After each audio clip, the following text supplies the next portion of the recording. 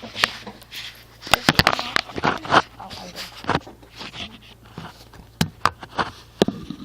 do have a built-in oxygen analyzer, which you have to see in here. But I just throw my name tag came off. Okay, I'm falling apart. Can you use your glass, please? Mm-hmm.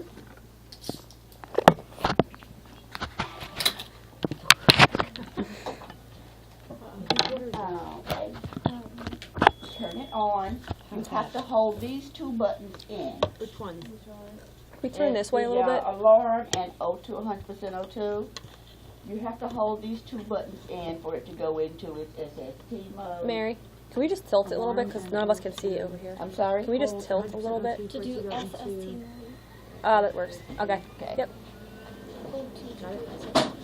If you turn it on and you don't hold these two buttons in, it will go into the patient vent mode. So you have to hold in the alarm reset and the 100% O2 in order for it to go into the SST mode. It gives you an option of SST, EST, some other options here, and it's asking you enter the diagnostic mode to make sure you don't have a patient attached.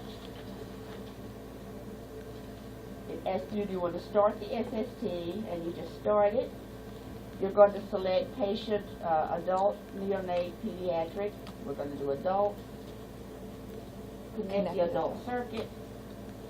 Oops, not completely connected. Actually, I'm going to take it off here.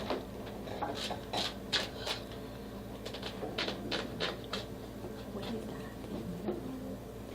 Blend?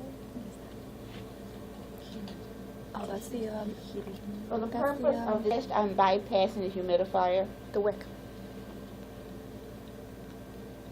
Verified patient is disconnected. And then this thing goes through a very short test. You don't have to do a whole heck of a lot with this one. Plug the patient wide. Should video on the song. I was thinking that. What? We're not gonna have any. And just can't like see all anything. of them, it tells you exactly what you have to do. Then I can't. And I it's can going to pocket. do a test. She does it. SST completed successfully, blah, blah, blah. That's how we Okay. did it last time. Now you can So also don't go record into an EST, the extended test, which is very long, and only Biomed is going to do that one. Use You mine. hit the hardware button. It talks about things like your oxygen attached, your air attached, your blower, whether or not you have a partial blower noise, or you want that to be in use. The software, it tells you about this is the mode that you would go into, if you want to know the serial number of the machine and how long it's been in use and all that stuff. And then when you go into user configuration, you can change things like the month, the day, the year. What I find interesting that this thing hasn't been plugged in since this time last year, and it came with the right date. Oh, that's cool. That's so too. Yeah. I don't know if the time's right. There it is. Which one do you go into for to check like the battery, the type, and all that? Oh, that would be software. And this is all before you run the SST mode? We already ran We this. already read this. Oh, is that quick? Yeah. Yeah. Oh, I missed it. It was that darn quick? It's that quick. Oh my God. No, the SST. Just the SST. Just the SST. EST takes too long. Okay, month.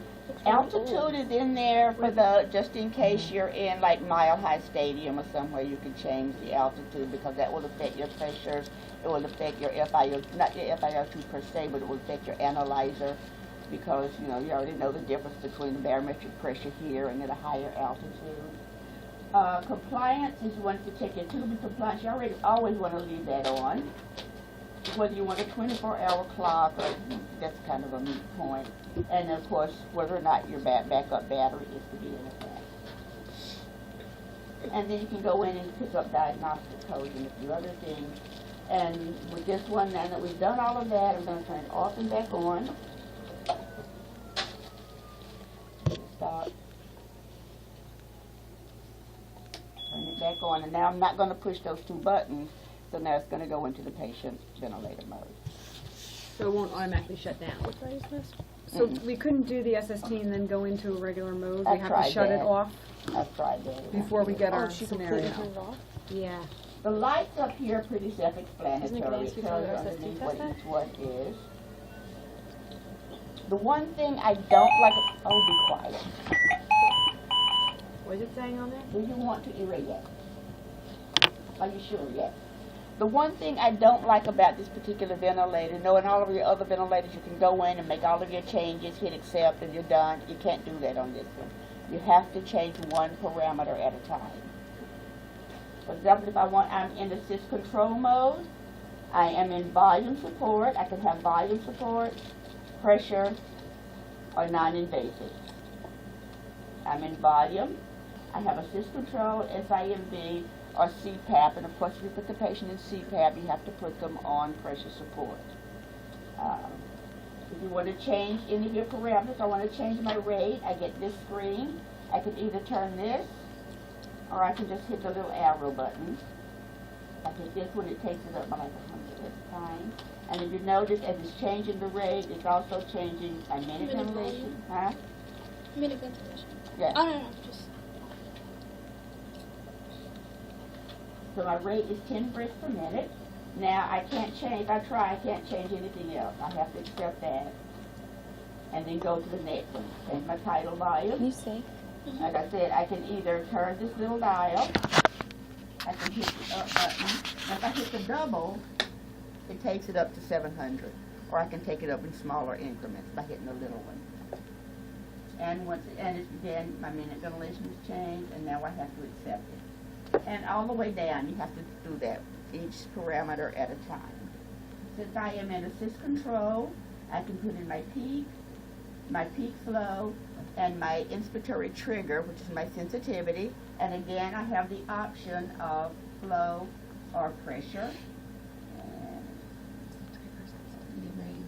patient data. Flow pressure. I'm sorry?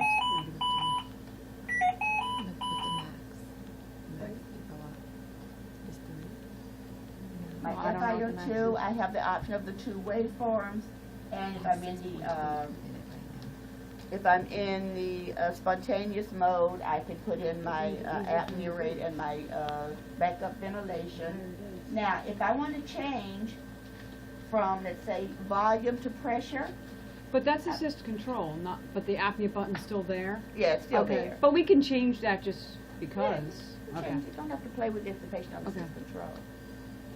Okay, when I switch over to pressure control, it asks me up here, do I want to activate pressure control? So I have to hit this button, and then do I want to change to pressure control? I have to let it know that yes, I do want to do that, and then it will switch over. If I want to go back to volume, again, it asks me, do I want to? Oh, stop. I don't want to do that. I have to hit that button, and it asks me, do I really want to change? And I have to let it know that I really want to change. And if I change my mode, it asks me down here, do I want to change? And you have to say yes or no. So this one is just a little different from some of the machines that you're used to, and that you just can't go in and put in all of your parameters at one time. You have to change them one at a time. You have other options here. When you go into patient data, as you can see, it's giving you all of your patient information, what your exhale volumes are, and you also get a look at the waveform. Now these little buttons, the way it goes up every time it gives a breath, if it's completely closed in like that, it's a machine breath. If your patient initiates a breath, it changes. Now it's only half. And if the patient's breathing out completely spontaneous, it's different even still, and the black's on top and the white's on the bottom. Just so you know what's going on with your patient. If I just want to look at the waveforms, and just like with the other machines, I can change my waveforms. You have flow, pressure, volume, whichever one you want to look at. And if I want to look at my loops, it will also allow me to do that. It's pretty easy that everything is right on the front. You just have to push the right button. It's just that whole changing the parameter thing that drives everybody crazy. So there's no main screen that shows you like what the patient's doing and your settings at the bottom. When you put it in the monitor, The same as 840 kind of. come on. You're getting what you said, what the patient's doing, and you get a little bit of a flow waveform, but it's not a real good one. Did you go over the alarms already, Mayor? Mm-mm. Okay. I thought maybe. Huh? Is this one of the older ventilators? I don't know. Central State still uses it. I think think it's part so, of the antiquated. Carol. It's seems really like old, I don't know. It's just big. It's like having those really big TVs and now they're flat screens. Yeah. You know? Yeah, actually, we got this from Central State, and Carol bought this one because she uses it at Central State. That's where she works, so she was able to get that one, get this one. Okay, your alarm setting again is up here, and then you just like with everything else, you just have to change it, and you have to accept, and you have to change everything else accordingly. Go back into my monitor. Alarm silence, my favorite button. Go back into monitoring. These are my alarms. This is what is alarming right now. It's alarming high pressure. If I go into this, there's a little set of lungs down here. If you go into that screen, it will allow you to do your compliances, your static and dynamic compliances just through the ventilator. If I want to do static compliance and resistance, I hit that. What does that button say? Static compliance. Oh, it says it. Okay. Can't And then it asks me what I want to do here. If I want to start with compliance, I'm going to hit the button. It asks me, do I really want to do that? And then, oh, I'm not getting a very good waveform here. It said it was unavailable when you hit that. Yeah, because that stupid waveform. Let me see what I did wrong here. Let's go back into patient status.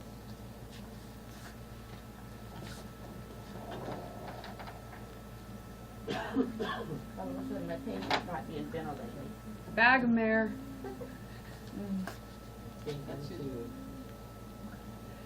The scissors are probably adding a little weight onto it too. Huh? The scissor. No, because they've been on it and Oh. it was ventilating. No, it was ventilating fine there for a minute, and then it stopped. It's got very little. Maybe it's You have to get a TP and connect it. When you go through here, does this have to? I can't see. No, I just connected that. Remember the wick we did last year? I know. It has to be, it goes up to, one connects to the thing, to the patient with the temperature gauge. Compressor? Oh, no, it doesn't have to.